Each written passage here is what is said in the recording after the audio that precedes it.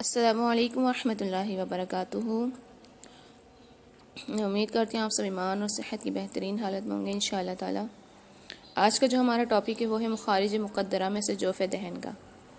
اس سے پہلے ہم نے جتنے بھی مخارج پڑھے ان کا جو تعلق تھا مخارج محققہ کے ساتھ تھا، یعنی ان کے اندر زبان کا بھی دخل تھا، دانتوں کا بھی دخل تھا اور ہونٹوں کا بھی دخل تھا۔ لیکن اب جو یہ مخارج مقدرہ ہے ان میں نہ دانتوں کا دخل ہے، نہ ہونٹوں کا دخل ہے اور نہ ہی زبان کا دخل ہے۔ اسی وجہ سے ہم ان کو مخارج مقدرہ کے اندر شمار کرتے ہیں۔ یعنی مخارج مقدرہ ان مخارج کو کہا جاتا ہے جو مخارج جوف دہن خیشوم میں ہوتے ہیں۔ آج کی کلاس میں ہم جوف دہن کے بارے میں جاننے والے ہیں۔ جوف دہن کسے کہا جاتا ہے؟ جوف دہن ہم کہتے ہیں خالی جگہ، ہمارے منہ کے اندر جو خالی جگہ ہوتی ہے، اسپیس ہوتی ہے، اسے کہا جاتا ہے جوف دہن۔ جوف ہم کہتے ہیں خالی جگہ، ہمارے منہ کے اندر جو خالی جگہ ہوتی ہے، اسپیس ہوتی ہے، اسے کہا جاتا ہے جوف۔ اور دہن کسے کہا جاتا ہے؟ دہن ہم کہتے ہیں منہ کو۔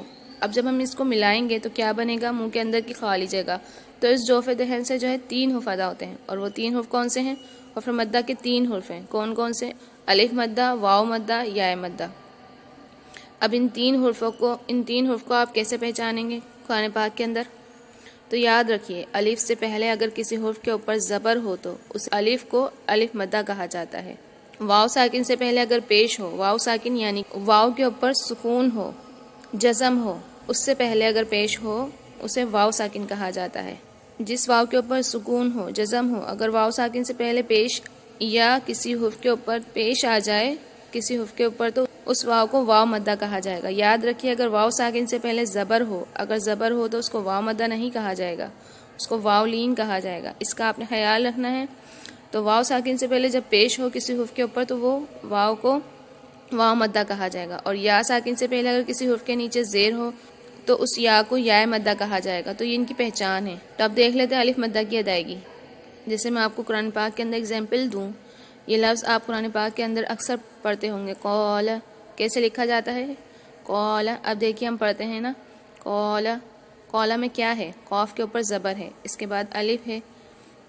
تو یہ الف کیا ہے؟ یہ الف مدہ ہے، کیونکہ ابھی آپ نے جانا کہ الف سے پہلے جب کسی حرف کے اوپر زبر ہو تو اس الف کو الف مدہ کہا جاتا ہے۔ تو ہم پڑھتے ہیں قول، قول۔ اب اس آواز پر غور کریں، ہم کیا کرتے ہیں؟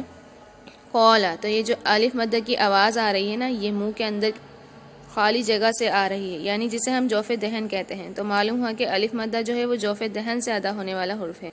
تو قرآن پاک میں ہم پڑھتے ہیں، یہاں ہم جیسے اذا پڑھتے ہیں، کیسے لکھا جاتا ہے؟ حمزہ زیر ای، زال الف زبر زا، ایذا۔ تو زا کے اوپر کیا ہے؟ زا کے اوپر زبر ہے اور اس کے بعد الف ہے، تو الف یہاں پر مدہ ہے۔ تو اس کی آواز کہاں سے آ رہی ہے؟ جوف دہن سے آ رہی ہے، یعنی منہ کے خالی حصے سے آ رہی ہے۔ اسے ایذا، تو یہ الف مدہ جو ہو رہا ہے نا، یہ منہ کے اندر کی یہ خالی جگہ سے ادا ہو رہا ہے۔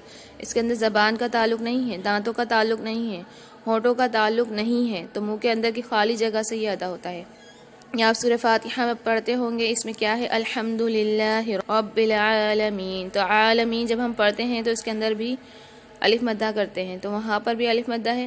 یا الرحمن، تو اس کے اندر بھی الف مدہ کرتے ہیں۔ تو آپ نے ایک چیز یاد رکھنی ہے کہ الف مدہ خالی ہوگا، اس کے اوپر کوئی حرکت نہیں ہوگی، بس کسی حرف کے ساتھ ہوگا، اسے ہم الف مدہ کہیں گے۔ اس حرف کو ہم لازماً کھینچیں گے، ایک الف کی مقدار۔ اب واو مدہ کی ادائیگی کے بارے میں بات کر لیتے ہیں۔ اب ہم چلتے ہیں واو مدہ کی مثال کی طرف۔ واو مدہ کو ہم کیسے پہچانیں گے؟ واو ساکن سے پہلے جب کسی حرف کے اوپر پیش ہو تو اس واو کو واو مدہ کہا جائے گا۔ تو جیسے ہم پڑھتے ہیں ان الذین کفروا، رو، یہ جو رو کا ساؤنڈ آ رہا ہے نا، یہ کہاں سے آ رہا ہے؟ منہ کے اندر کی خالی جگہ سے، یعنی جوف دہن سے یہ رو کی آواز آ رہی ہے۔ تو واو مدہ جو ہے یہ یہیں سے ادا ہوتا ہے۔ اب آپ یہ سوچ رہے ہوں گے کہ جب ہم رو کر رہے ہیں تو ہمارے ہونٹ ایسے گول ہو رہے ہیں، ایسے کیوں؟ کیونکہ رو کے اوپر جو پیش ہے یہ اس کا ساؤنڈ ہے۔ پیش جو ہوتا ہے اس کی آواز آگے کو آگے کو جاتی ہے اور ہونٹ گول ہوتے ہیں۔ یہ آپ نے قاعدے کے اندر بھی پڑھا ہوگا کہ پیش کی جو آواز ہوتی ہے وہ آگے کو جاتی ہے اور ہونٹ گول ہوتے ہیں۔ تو جب ہم پڑھتے ہیں رو تو ہمارے ہونٹ جو ہوتے ہیں خود بخود گول ہوتے ہیں، لیکن بعد میں جو یہ رو کا ساؤنڈ چلتا رہتا ہے نا، تو وہ واو مدہ ادا ہو رہا ہے، یعنی خالی جگہ سے ادا ہوتا ہے۔